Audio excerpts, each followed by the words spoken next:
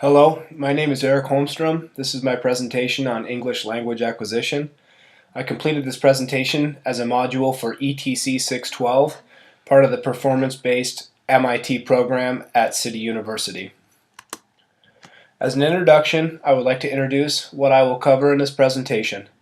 This presentation covers sociocultural factors that affect language acquisition, how to teach English despite these factors, the two forms of communication including BICS and CALP, the language systems, the 4 stages of language acquisition, and lastly I will cover a few classroom examples to show how all of this comes together in language acquisition.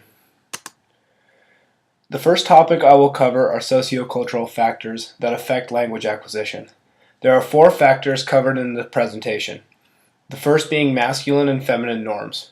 Masculinity can often be expressed as overcompetitiveness or aggression, while feminine norms are characterized by compassionate behavior or individuals who are soft-spoken. The second cultural factor that affects language acquisition is individual versus collective norms. Individuals are self-oriented, focused around the pronoun I, and are often concerned with self-success. Collective individuals are group-oriented, focused on group success, and center on the pronoun we.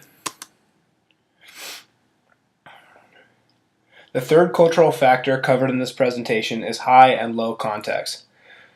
High context cultures evoke communication styles that are heavily reliant on body language like hand gestures and eye contact. Low context cultures are based on direct verbal communication. The last cultural factor that affects language acquisition is a student's background. Students may come from parents of the same nationality or from parents of different nationalities. This difference may present itself as a blend of the aforementioned cultural norms. Now that we have looked at the 4 main cultural factors, it is time to address how they affect language acquisition in a classroom. Masculine and feminine norms can both inhibit a student's ability to socialize as well as participate in group activities. Masculinity can represent itself as aggressive behavior which can reduce friendships.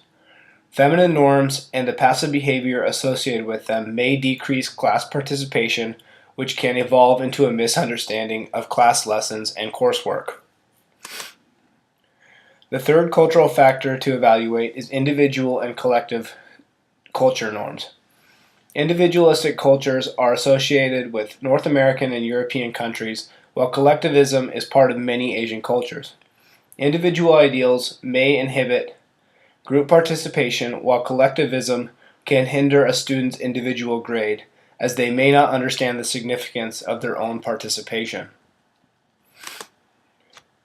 The third sociocultural factor that may affect language acquisition is high and low context communication. High context communication is based heavily on body language. As a teacher, it is your job to check for understanding throughout a lesson, and pay attention to body language is a good way to do this. It is important to notice changes in body language to know if your students are understanding the content or not. A student who is misunderstanding the lesson may have slouched shoulders, put their head down on the desk, or avoid eye contact. With low context communication, the student will verbally communicate whether they understand the material or not. Low context communication can be easy for us to understand because it is a common trait of Western cultures, including our own. The last sociocultural factor that affects language acquisition is multi- and monocultural backgrounds. This is really an understanding of where your students are coming from. Multicultural students generally have parents or guardians from different cultures and may practice parts of each culture in the household. This may result in a mix of the aforementioned culture norms that affect language acquisition. The opposite is students who come from one culture at home. This may result in students being unwavering in their ways, which can be complicated to teach around. Now that we have considered how these factors can cause difficulties in language acquisition, it is time to see what we can do in class to maximize learning. The first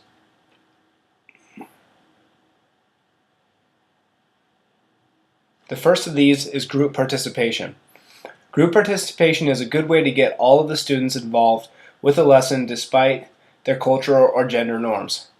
Team projects and games are examples of activities that reinforce group participation. The second thing you can do to teach English despite other cultural factors is grade individually. This is really a follow-up to group participation. While you want students to work together to reduce the effects of individual and collective culture norms, you need to grade each student alone. This will also make sure that everyone participates in the lesson.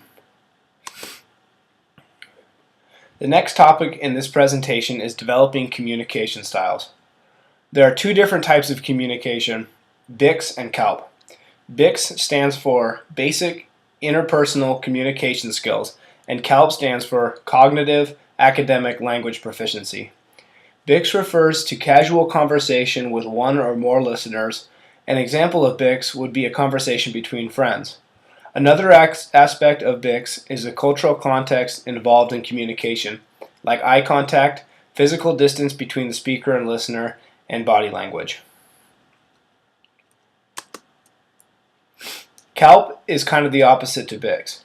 Cognitive Academic Language Proficiency refers to communication in academic settings with usually more than one listener. An example of this would be a school presentation or debate. CALP can take longer to develop because it involves academic language like comparisons, justification, and persuasion. To develop BICS in the classroom, you need to give students the opportunity to communicate. This can be conversation between students with help from conversation cue cards. As stated before, CALPS takes longer to develop. To help students learn these skills, they need practice just like with BICS. Examples of classroom activities that build CALP skills are debates and presentations where students need to defend positions and use academic language in a formal setting. The next subject I will cover in this presentation is the language systems. The first system is the phonetic system, which refers to the sound of language. This is one of the first things that students learn when they learn the alphabet, the sounds associated with each letter. With an understanding of phonetics only, students may spell words based on how they sound. The example here is that a student spells seagull, C-E-G-O-L, because that is how it sounds. The next system is the syntactic system or syntax. Syntax is the structure of language. This includes word forming and sentence structure. Syntax rules are different for different languages. For example, in Spanish, the adjective comes before the noun. In English, the adjective comes after the noun. An example of this is the boy had a blue ball. Another aspect of syntax is morphemes. Morphemes are parts that are added to words to change the meaning. The example here is adding dis to like to create dislike, which changes the meaning.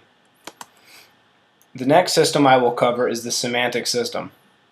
Semantics refers to the meaning of language. Semantics develops with vocabulary as students can add meaning and discover new ways to explain things for themselves. The last of the language systems is the pragmatic system. This is the practical use of knowledge, which refers to knowing when to use formal language or slang. The pragmatic system is closely related to BICS and CALP, as it is the understanding of when to use certain words and communication styles. Now that we have covered sociocultural factors that affect language acquisition, communication skills, and language systems, it's time to look at the 4 stages of English language acquisition. The first stage is pre-production. In stage 1, students can answer simple questions like yes or no or point to type questions. Students in this stage are developing an understanding of the phonetic system and can associate certain sounds with letters. The next stage is early production. These students have a grasp of the phonetic system and can form words but still need help with sentences. This is because they are learning syntax. As students develop a vocabulary, they begin to understand basic interpersonal communication skills and the pragmatic language system. Stage 3 is speech emergence. In stage 3, students can form sentences and answer questions that ask for descriptions and explanations. Students can also compare and contrast things and ideas and are beginning to develop cognitive academic proficiency skills. As their vocabulary increases, students can now explain themselves in different ways and have developed in the semantic language system. The last stage is intermediate fluency. At this point, students are nearly fluent in English and have developed through all the language systems. Students in Stage 4 can answer literary evaluations and analysis, as well as defend positions with evidence-based reasoning. To help you understand this content of the presentation, I have created 3 classroom examples that outline students in different levels of English language acquisition. If you look at the handout attached to this presentation, you will see there are 3 samples and questions associated to each. The first sample is Jin. Jin is a 12-year-old Korean exchange student at Washington Elementary. Jin knows very little English as he came from a home where Korean was the first language spoken. That being said, Jin has taken English courses at his school in Korea and can read at about a 2nd grade reading level. He knows the English alphabet and has a vocabulary of about 500 words. Jin can form sentences and communicate with classmates with little struggle. Okay, now let's look at the questions in the handout. The first question is, what stage in English language acquisition is Jin in? From this excerpt, we know that Jin can form sentences and has a vocabulary of 500 words. From this, we can conclude that Jin is probably in stage 3 of language acquisition. The next question is, what would be an appropriate assignment for Jin? Because he can form sentences, I think an assignment asking him to describe the perfect tree house or something along those lines would be appropriate. Furthermore, we know Jin is struggling with communication, so it may be helpful to include an opportunity for him to communicate his ideas to the class verbally with a brief presentation.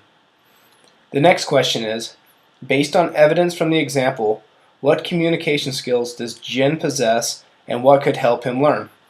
The last sentence basically shows that Jin is working on his basic interpersonal communication skills and may need practice communicating with his classmates to develop this skill set.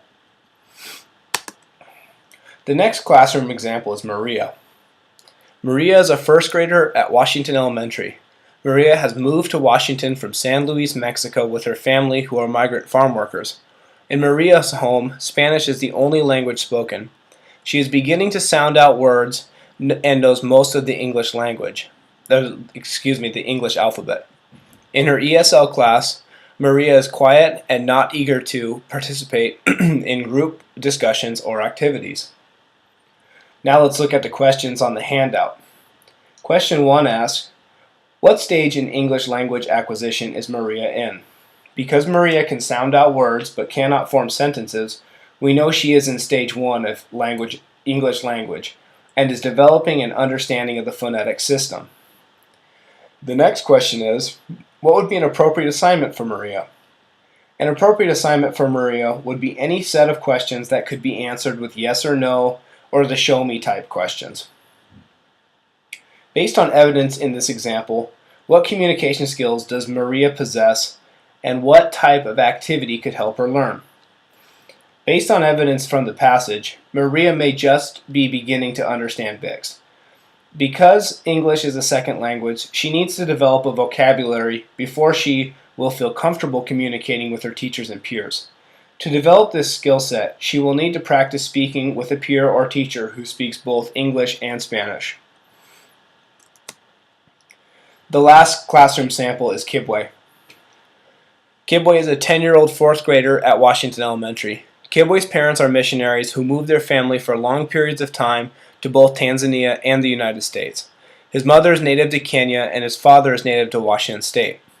In their household, Kibwe's family adhere to traditional Kenyan cultures as well as American household rules. Because of the time he spent away from school, Kibwe reads at a 3rd grade reading level and struggles with reading comprehension. While he struggles with reading and writing, he spends the rest of his class period with 4th grade peers with whom he is quite popular. Now let's look at the questions on the handout. The first question is, what stage in English language acquisition is Kibwe in? Based on the text, it is safe to assume that Kibwe is in stage 3 of language acquisition. This is true because he can read and write despite his struggles with comprehension. The next question is, what would be an appropriate assignment for Kibwe? Like Jen from example 1, Kibwe can answer questions that ask for explanations or descriptions. The last question on the handout, based on evidence from the sample, what communication skills does Kibwe possess and what could be done to help him develop? The evidence states that Kibwe is popular with his peers, which is a sign that he has a firm grasp of basic interpersonal communication skills.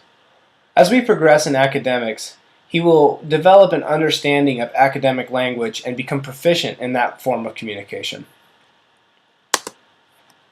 In conclusion, this presentation covered sociocultural factors that affect language acquisition, communication skills and how to develop them, the language systems, the 4 stages of language acquisition, and a few classroom samples.